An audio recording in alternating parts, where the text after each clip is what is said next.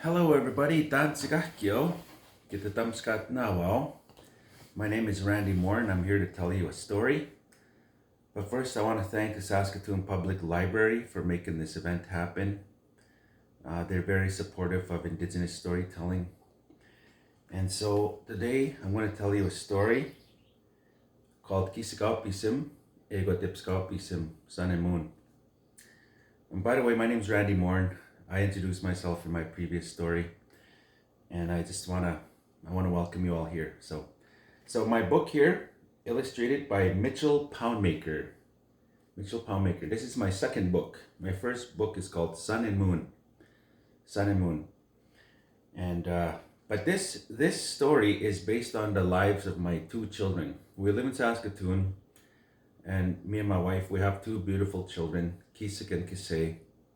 And I wrote this book based on their experiences when we go to the reserve. They're very lucky. They have both set of grandparents, so my parents and my wife's parents, right? So we get to visit both places. So anyway, I'm wearing my lucky Sagihtawin hat, which means love. Sagihtawin means love, because we need love. So anyway, here we go. This book is about love. It's about humor. It's about relationships with one another, with the natural world. It's about teachings and values and indigenous knowledge systems, right? Old knowledge systems. Okay, so here we go. Contemporary times, the story. That's the first page. One early Saturday morning, twin siblings Sun and Moon woke up. They were excited. They were going to spend a weekend at their Mushum and Kukum's house on the reserve. I also wrote it in Cree. Piagwawi patsig sipayak ni sutiwa kiskaupisim egotipskaupisim e mochikiwan skatsik e wintogyukawatsik humusumuawa igwa ohkamuawa askikanik. But for the sake of this storytelling, I'll just tell it in English.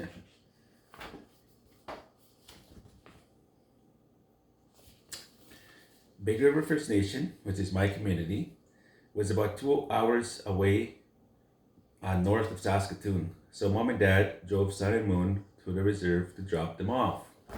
And you can see they're leaving the city, and their city is getting destroyed by Godzilla. So cute illustrations there by my friend Mitchell Palmaker.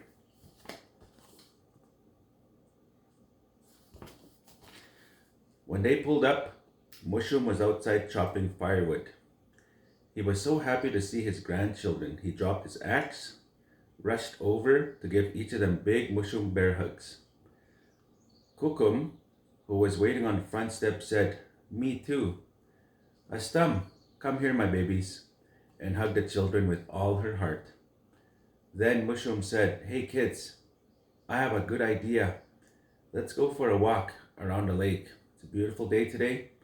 When we get back, we will eat some of that delicious rabbit soup and bannock that your Kukum has been cooking all day." As you can see, the love. Sagihtawin. Res dogs. Every reserve has res dogs. Nobody had to ask Sun and Moon twice. The kids' parents gave them quick hugs and waved goodbye. The twins were off racing down the path towards the lake. As Mushum started walking down the trail to catch up, his dogs came running to join them on their walk. There were all kinds of dogs on the reserve. There were big dogs, small dogs, funny-looking dogs, even mean-looking dogs.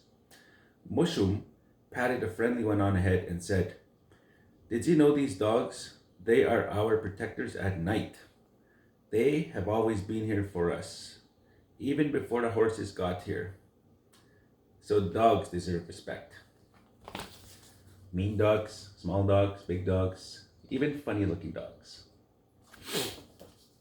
Beautiful illustrations by Mitchell Palmaker.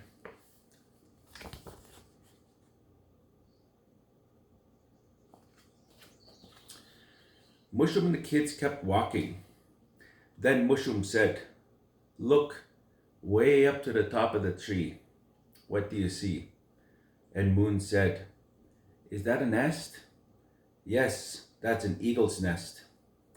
We are blessed to have eagles living with us because they are our relatives and they are sacred birds." Mushum reached into his pocket and pulled out some tobacco, and he carefully put it at the base of the tree. Curious, Sun and Moon both looked at him quietly. After he put the tobacco down, he told him, "We always pay respect to our relatives by offering them tobacco and to thank them for everything they do for us. This is our way."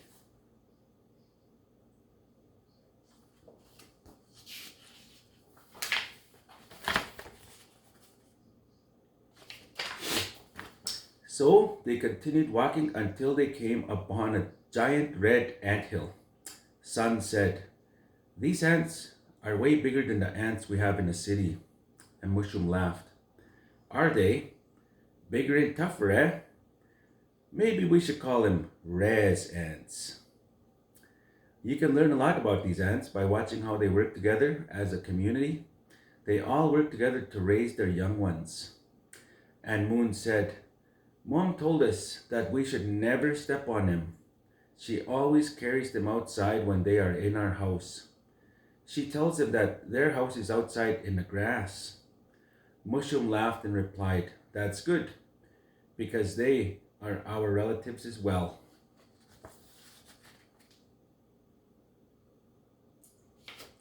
Don't torture animals, don't kill them. They have every right to be here. I mean, insects, sorry.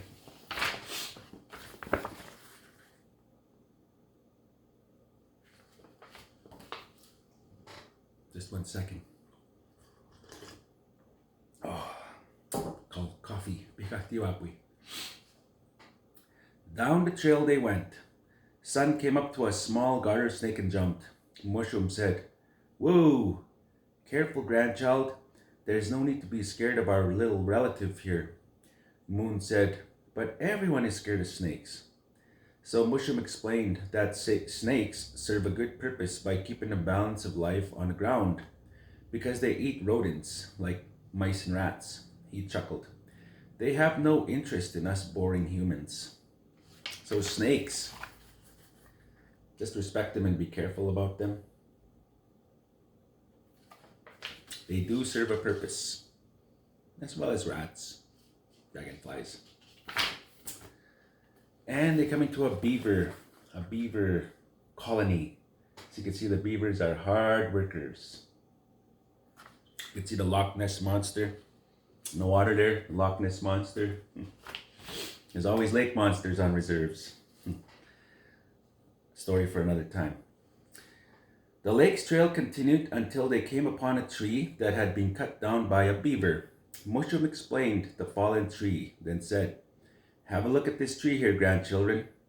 I can tell that this winter is going to be cold because beavers only cut trees this size when they need more food for winter." Mushroom rolled up his sleeves and lifted the tree out of the way. From here, they could see Mushroom and Kukum's house just up the hill. Look at the size of that tree Mushroom's lifting. So Mushroom's strong.